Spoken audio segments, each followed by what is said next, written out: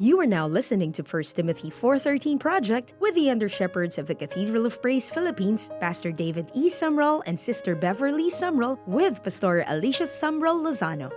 Good evening. Welcome to Project 1 Timothy chapter 4. I'm Pastor Sumrall, the pastor at the Cathedral of Praise, and thank you again so much for the privilege of getting to spend this time with you. Sister Bev will be starting on Leviticus in just a few weeks. Pastor A is joining me tonight with Proverbs. So this is kind of a family project this year because the Old Testament is a lot longer than the New Testament. So let's go to Pastora A and get started with some wisdom from Proverbs. Welcome everyone, I'm Pastora A, and today we are stepping into the Book of Proverbs where God's wisdom meets daily life. So let's get started. Today we're going to take a look at Proverbs 3 verse 15 to 16. It says, "Wisdom is more precious than rubies. Nothing you desire can compare to her. She offers you a long life in her right hand and riches and honor in her left." Today, let's ask ourselves, is there something worth more than money? Well, the answer to that is yes, wisdom. Now, I want you to notice wisdom is more profitable than silver. If you want to make a profit in life, and there's nothing wrong with that, don't always think that what you need is financial capital. Wisdom is more profitable than capital. It is a more profitable capital than money, than what we think of as what we need or what we think will solve our problems. There are so many times that people come and they pray and they say, "Oh, I've been praying for this. Pastora, maybe you can pray for me. You can pray that God is going to give me capital to start our family business."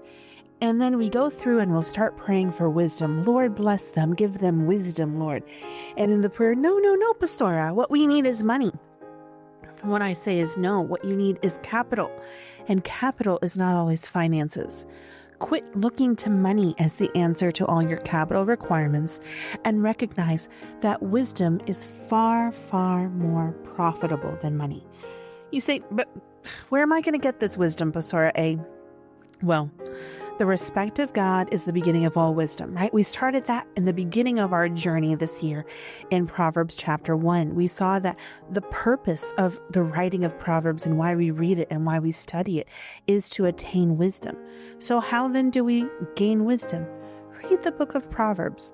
Try reading a chapter of it every day. I know we go through a few verses together each day, but try reading a chapter a day. So I would challenge you, quit thinking that you can't do your dream because you don't have money. Money is not the solution. You have access to capital that is far, far greater and has a far, far greater value than money.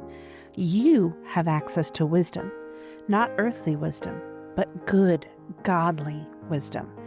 Now, if any man lacks wisdom, God says, let him ask of me, and I will give it to you liberally and without reproach. That's God's word. Now, wisdom, it might be free, a free gift from God, but it's more profitable than money. Sometimes we think and we look at things that, because something is free, it must not have value. But this is free, and it is worth so much more than the other things that have a financial value added to it. So let us ask again, is there anything worth more than money? Yes, there really is, and wisdom is one of those things. Now let's head over to Pastor Sumrall. Our Old Testament passage tonight begins a new book, and you know how much I enjoy starting a book and finishing a book. Well, we're starting on Exodus tonight. Chapter 1, verse 1. These are the names of the sons of Israel, that is Jacob, who moved to Egypt with their father, each with his family. Reuben, Simeon, Levi, Judah, Issachar, Zebulun, Benjamin, Dan, Naphtali, Gad, and Asher. In all, Jacob had 70 descendants in Egypt, including Joseph, who was already there. In time, Joseph and all of his brothers died, ending that entire generation. But their descendants, the Israelites, had many children and grandchildren. In fact, they multiplied so greatly that they became extremely powerful and filled the land. Now, go back and remember with me what God had promised Jacob. I will make you into a great nation there. And God keeps his promises. Eventually, a new king came to power who knew nothing about Joseph or what he had done. Now, in one sense, you ask yourself, how is this possible? It's possible because of pride. One generation doesn't want to pass on to the next generation. The reason for all of this wealth, the reason for all of this blessing was a Hebrew, which, remember, the prejudice of Egypt, they hated the Hebrews. So obviously in their pride, they didn't want to pass on the story. There was no thankfulness. There was no gratefulness in their hearts. And there's something that you have to learn from that principle, beloved. People will forget you, and they forget you on purpose because of their pride. He said to the people, verse 9, "Look, the people of Israel now outnumber us and are stronger than we are. We must make a plan to keep them from growing even more. If we don't, and if war breaks out, they will join our enemies and fight against us. Then they will escape from the country." And I want you to notice something. They wanted the labor. They didn't want these people to leave. We don't want them to escape, but they were afraid of them. Now, sometimes our folks in the Middle East who work there don't understand that some of the strictness and some of the oppression that come against them is because we outnumber the locals. We have more Filipinos in UAE than there are Emiratis, okay? And especially when you add the other nationalities to it. So you have to understand, people make a plan to keep others under control because they're afraid of them. So the Egyptians made the Israelites their slaves. They appointed brutal slave drivers over them, hoping to wear them down with crushing labor. Now, how do you break the spirit of a person? How do you break people's spirit? You wear them down with crushing labor. But the more the Egyptians oppressed them, the more the Israelites multiplied and spread, and the more alarmed the Egyptians became. See, that's the beauty of God. When God makes a promise, it doesn't matter how people treat you. God's going to keep his promise to you, and God promised, "I'll make you a great nation there." So the harder the Egyptians worked to destroy them, God just fulfilled his promises even stronger. So the Egyptians worked the people of Israel without mercy. They made their lives bitter, forcing them to mix mortar and make bricks and do all the work in the fields. They were ruthless in all their demands. Then Pharaoh, the king of Egypt, gave this order to the Hebrew midwives, Sifra and Puah: "When you help the Hebrew women as they give birth, watch as they deliver. If a baby is a boy, kill him. If it is a girl, let her live." Now, again, we see this when countries overseas get afraid of our Filipino workers or the foreign workers that have been imported, and all of a sudden they don't want men anymore. They only want women because men can cause the trouble. The world doesn't change, beloved. Verse 17. But because the midwives feared God, they refused to obey the king's orders. They allowed the boys to live also. So the king of Egypt called for the midwives. "Why have you done this?" he demanded. "Why have you allowed the boys to live?" "The Hebrew women are not like the Egyptian women," the midwives replied. "They are more vigorous and have their babies so quickly we can't get there in time." So God was good to the midwives, and the Israelites continued to multiply, growing more and more powerful. And because the midwives feared God, he gave them families of their own. Then Pharaoh gave the order to all his people, "Throw every newborn Hebrew boy into the Nile River, but you may let the girls live." Now, I want you to notice a couple of things here. I want you to notice how God blessed the midwives because they feared him and they would not murder babies. He gave them their own families. And again, that's the New Testament principle. What you make happen for others, God makes happen for you. They reaped what they sowed. But now notice, Pharaoh speaks to his own people. He speaks to the Egyptians and tells them to kill the Hebrew boys, the Israeli boys, because he knows the Hebrews aren't going to do it. Chapter 2, verse 1. About this time, a man and a woman from the tribe of Levi got married. The woman became pregnant and gave birth to a son. She saw that he was a special baby and kept him hidden for 3 months. But when she could no longer hide him, she got into a basket made of papyrus reeds and waterproofed it with tar and pitch. She put the baby in the basket and laid it in the reeds along the bank of the Nile. Now, why did she do all of this? Because the Egyptians were killing the babies. So she had to protect the baby from the Egyptians. The baby's sister then stood at a distance watching to see what would happen to him. So Pharaoh's daughters came down to bathe in the river, and her attendants walked along the riverbank. When the princess saw the basket among the reeds, she sent her maid to get it for her. When the princess opened it, she saw the baby. The little boy was crying, and she felt sorry for him. "This must be one of the Hebrew children," she said. So she knew the command from chapter 1, verse 22. She knew the command that she was to throw that child into the river, but she didn't obey it. Then the baby's sister approached the princess. "Should I go and find one of the Hebrew women to nurse the baby for you?" So Moses' sister Miriam had eyes to see the compassion in this woman and gave her a suggestion. "Take this baby and nurse him for me." The princess told the baby's mother, "I will pay you for your help." So the woman took her baby home and nursed him. Now I want you to notice, Moses' mother now begins to raise Moses through the most important part, those early years of his life, putting the values of the people of Israel, his own family, within him. And he was completely protected because he's now considered Pharaoh's grandson, and she's getting paid for it.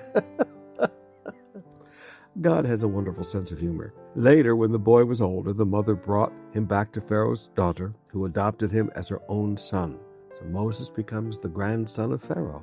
The princess named him Moses, for she explained, "I lifted him out of the water."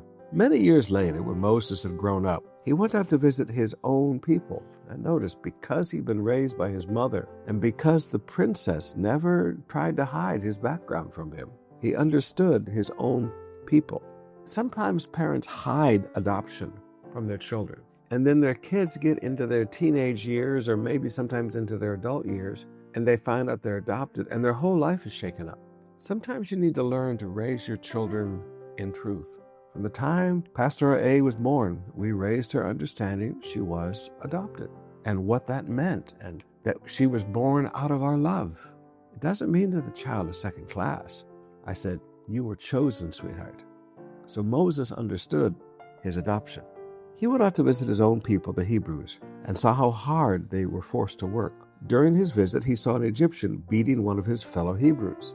After looking in all directions to make sure no one was watching, Moses killed the Egyptian and hid the body in the sand. Now, I want you to notice two things here. Number one, I want you to notice there are no secrets. You think that you looked around and made sure nobody's looking, but there are no secrets. And if there were no secrets then, before cell phones and cameras and internet, my beloved friends, there's definitely no secrets now. But secondly, also notice, Moses from his earliest age had a sense of justice. The next day, when Moses went out to visit his people again, he saw two Hebrew men fighting. "Why are you beating up your friend?" Moses said to the one who started the fight. The man replied, "Who appointed you to be our prince and judge? Are you going to kill me as you killed the Egyptian yesterday?" Then Moses was afraid, thinking, "Everyone knows what I did." Moses learned one of the hardest secrets of life. There are no secrets. So try to never live with them. Then there's nothing anybody can do to hurt you. But when you keep secrets, and secrets become exposed, then fear enters into your heart. Truth can bring fear when you're trying to hide truth. Sure enough, Pharaoh heard what had happened, and he tried to kill Moses. But Moses fled from Pharaoh and went to live in the land of Midian. When Moses arrived in Midian, he sat down beside a well. Now the priest of Midian had 7 daughters who came as usual to draw water and fill the water troughs for their father's flocks. But some other shepherds came and chased them away. So Moses jumped up and rescued the girls from the shepherds. Then he drew water for their flocks. So notice again, an early sense of justice and an early sense of service. He drew water for their flocks. See, when you see great leaders in the Bible, remember that the character traits didn't just instantly pop up when they became leaders. The character traits were there within their lives. This sense of justice and this sense of service. Verse 18, when the girls returned to Reuel, their father, he asked, "Why are you back so soon today?" "An Egyptian rescued us from the shepherds," they answered, "and then he drew water for us and watered our flocks." "Then where is he?" their father asked. "Why did you leave him there? Invite him to come and eat with us." Moses accepted the invitation and he settled there with them. In time, Reuel gave Moses his daughter Zipporah to be his wife. Later she gave birth to a son, and Moses named him Gershom, for he exclaimed, "I have been a foreigner in a foreign land." Years passed and the king of Egypt died. But the Israelites continued to groan under their burden of slavery. They cried out for help, and their cry rose up to God. God heard their groaning, and he remembered his covenant promise to Abraham, Isaac, and Jacob. And he looked down upon the people of Israel and knew it was time to act. Beloved, when you're hurting, your cries rise up to God. God hears and God remembers his promises. chapter 3, verse 1. One day Moses was tending the flock of his father-in-law Jethro, the priest of Midian. He led the flock far into the wilderness and came to Sinai, the mountain of God. There, the angel of the Lord appeared to him in a blazing fire from the middle of a bush. Now, the angel of the Lord, remember, this is Jesus. Moses stared in amazement. Though the bush was engulfed in flames, it didn't burn up. "This is amazing," Moses said to himself. "Why isn't that bush burning up? I must go see it." When the Lord saw Moses coming to take a closer look, God called to him from the middle of the bush, "Moses, Moses." "Here I am," Moses replied. Now, I want you to notice, God speaks as we pay attention. If Moses had just walked away, God would not have spoken. But when God saw Moses paying attention, God speaks. Verse 5, "Don't come any closer," the Lord warned. "Take off your sandals, for you are standing on holy ground. I am the God of your father, the God of Abraham, the God of Isaac, and the God of Jacob."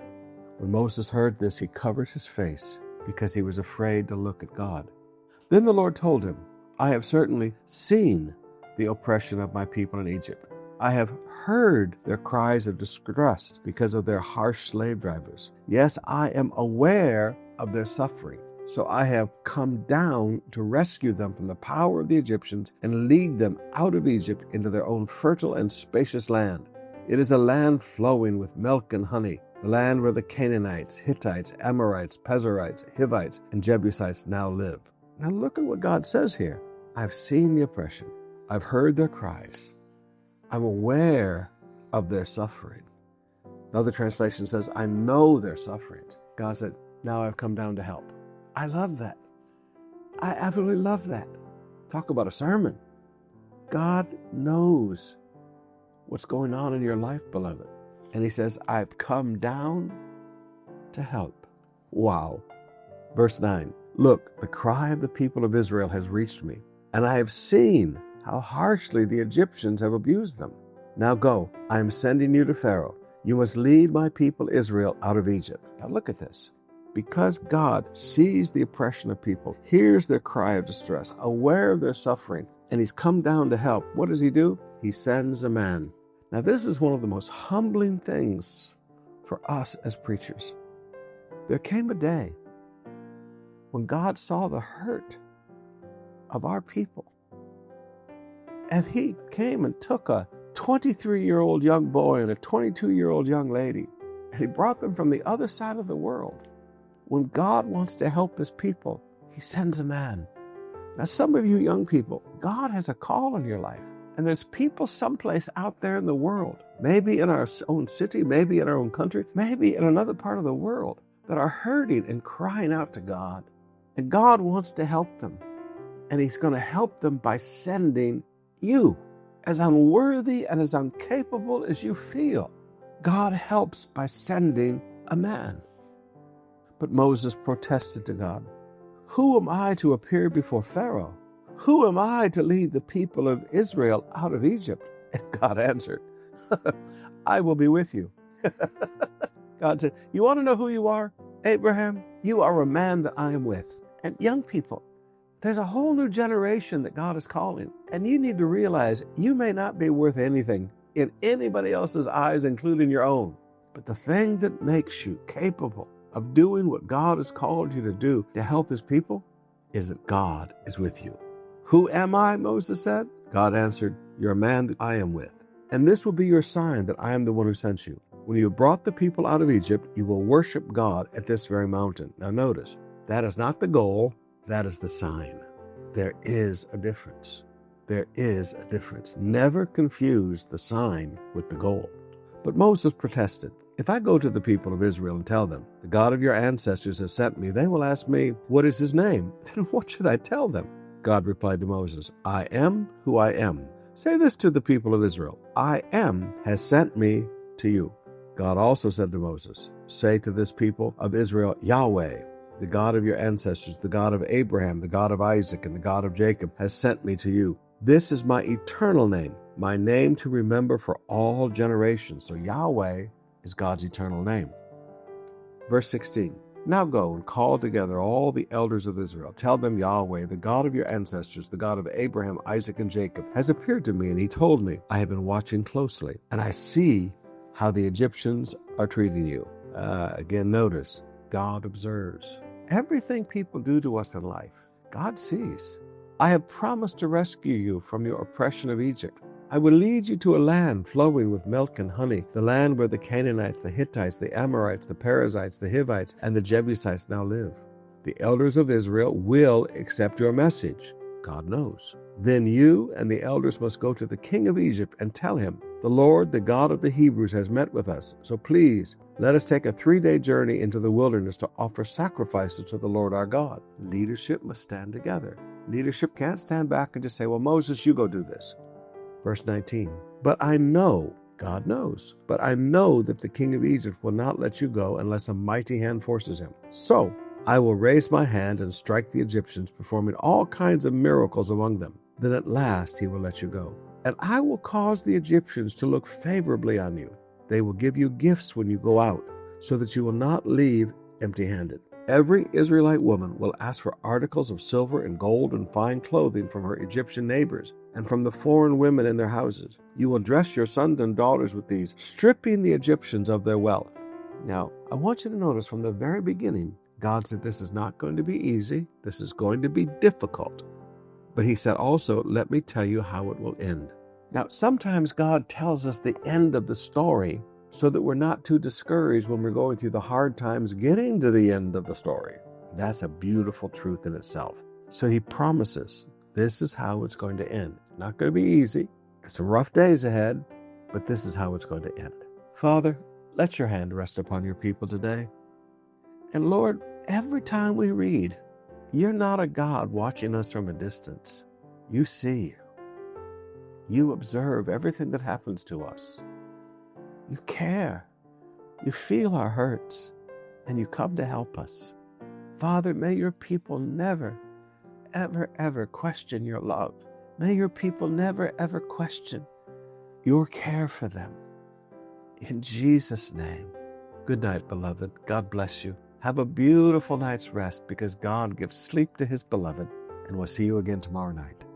Thank you for joining us today on the 1 Timothy 4:13 project with the under-shepherds of the Cathedral of Praise Philippines, Pastor David E. Sumrall and Sister Beverley Sumrall with Pastora Alisha Sumrall-Lozano. Catch their podcasts on all leading podcast platforms and listen through DZBR 531 or tune in online at www.bible.radio. The Cathedral of Praise is a church fully committed to Jesus Christ and His Word. Our main campus is located at 350 Taft Avenue, Metro Manila, Philippines. For a full list of COP campus locations and service schedules, visit us at cathedralofpraisemanila.com.ph. Tune in again tomorrow for another inspiring reading from the Old Testament and Proverbs.